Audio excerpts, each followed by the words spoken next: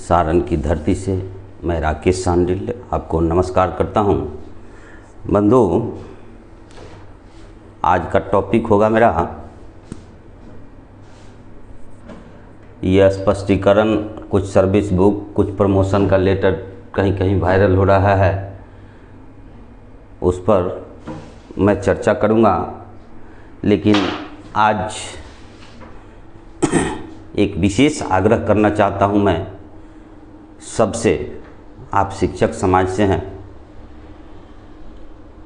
हो सकता है कुछ बात हमारी आपको कड़वी लगी हो कुछ लोगों को, लेकिन सच्चाई है।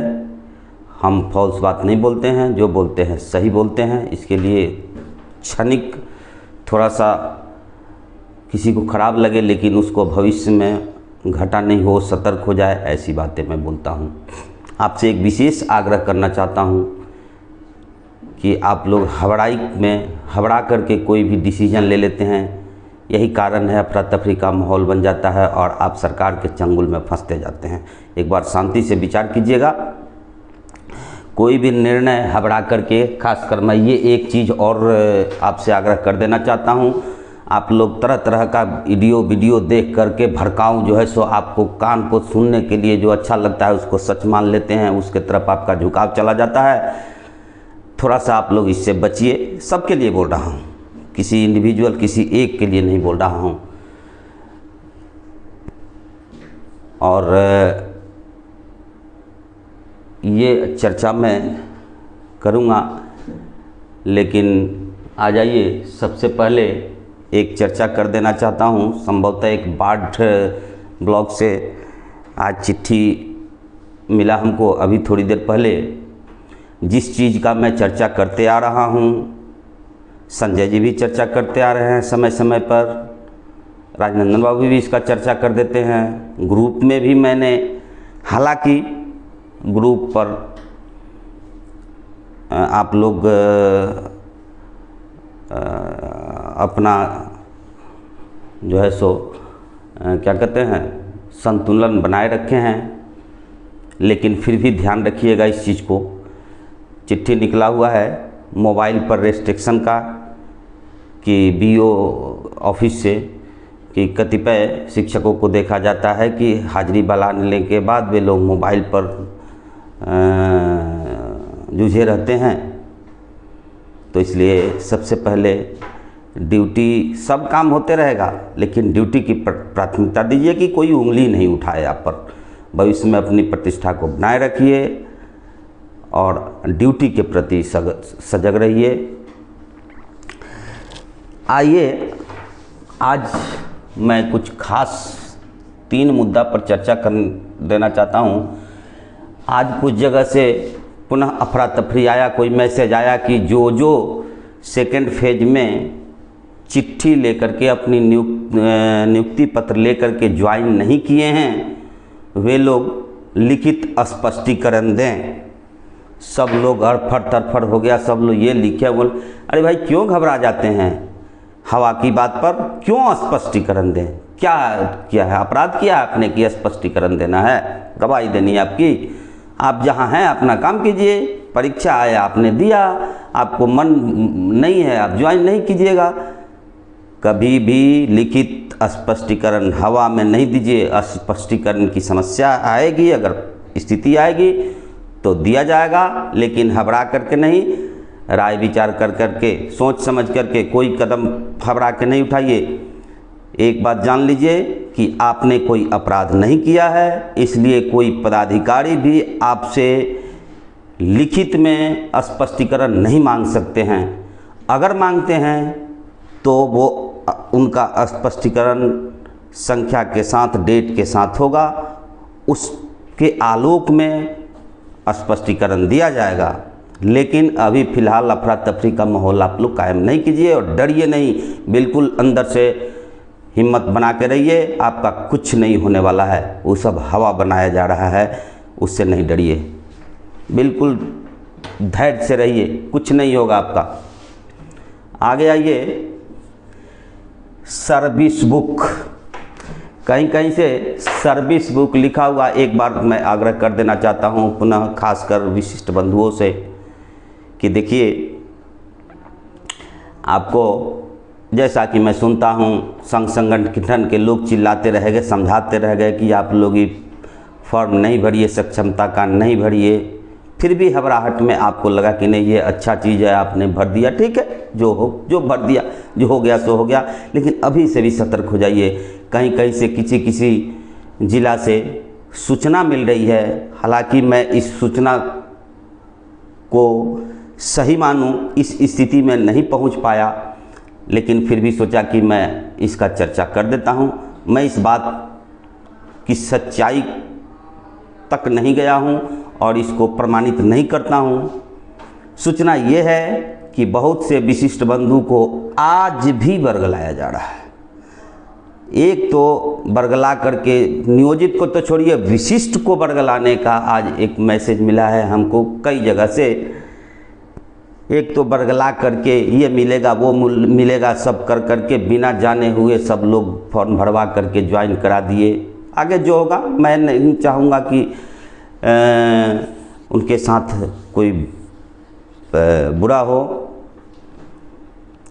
लेकिन बरगलाया कैसे जा रहा है, चूँकि सब लोग जानते हैं, यह सर्वविदित है कि विशिष्ट शिक्षक नियमावली, बीपीएससी, विद्यालय अध्यापक, इन सभी बंधुओं का सर्विस बुक ऑनलाइन बनेगा। ये सब लोग जानते हैं, बिल्कुल कन्फर्म है। इसके बाद भी खबर मिल रहा है कि बहुत से लोग वही अपना पुराना वाला नियोजित वाला सर्विस बुक ले जा कर के धराधर अपना फिक्सेशन करा रहे हैं। 31,650 की 750 पर पूरा एकदम धराधर अपना प्रमोशन का अनुसार प्रमोट करा रहे हैं, जिसका कोई वैल्यू नहीं है। और हद तो तब हो गई जब मैंने सुना, मैं पहले ही बोल देता हूँ, ये सच है, इसकी प्रामाणिकता मैं नहीं देता हूँ, सुनी हुई बात है, हो सकता है ये गलत भी हो। सुना कि जैसे कि चर्चा का विषय है, चर्चा होता है कि टेबल के नीचे से भी कुछ काम चलते हैं, उसकी सूचना भी मिली है। क्या फ़ायदा है? अंत तक ठगने का प्रयास किया जा रहा है और लोग ठगा रहे हैं। पता यह है, कोई पूछा कि आखिर ये क्या हो रहा है, ऐसा क्यों आप लोग कर रहे हैं? तो आदमी बोला कि जो देने वाला है आकर के ज़बरदस्ती दे रहा है, तो क्या किया जाए?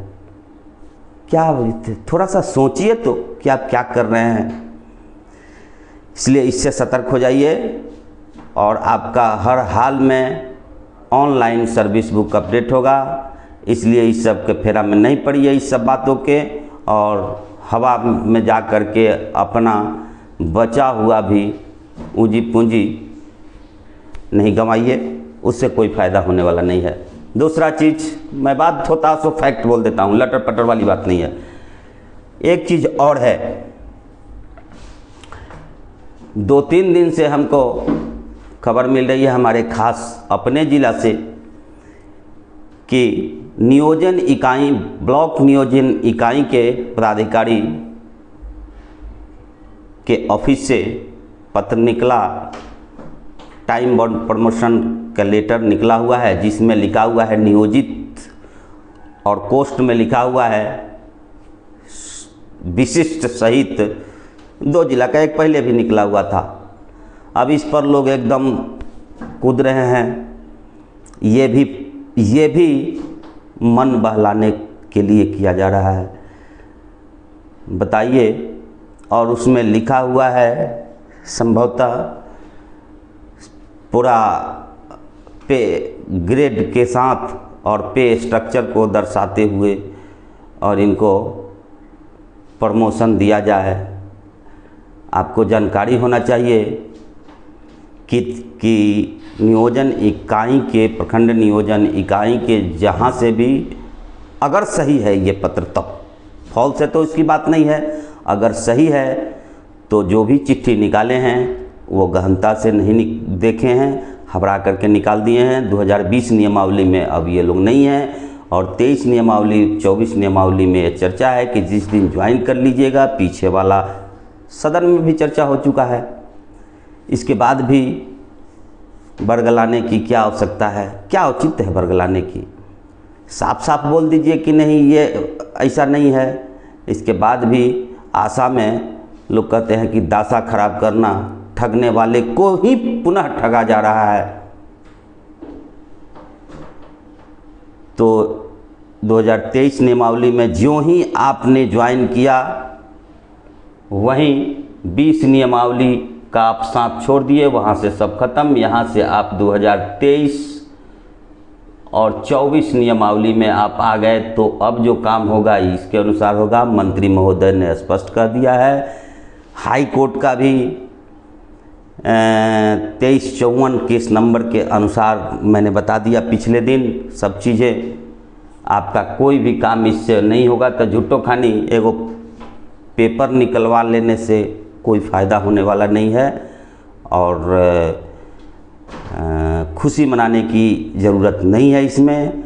बहुत जगह से पत्र निकाल, सुपौल से निकला, मुजफ्फरपुर से निकला, स्थापना से, और एक सप्ताह के बाद फिर उसको शुद्धिकरण करके निकला।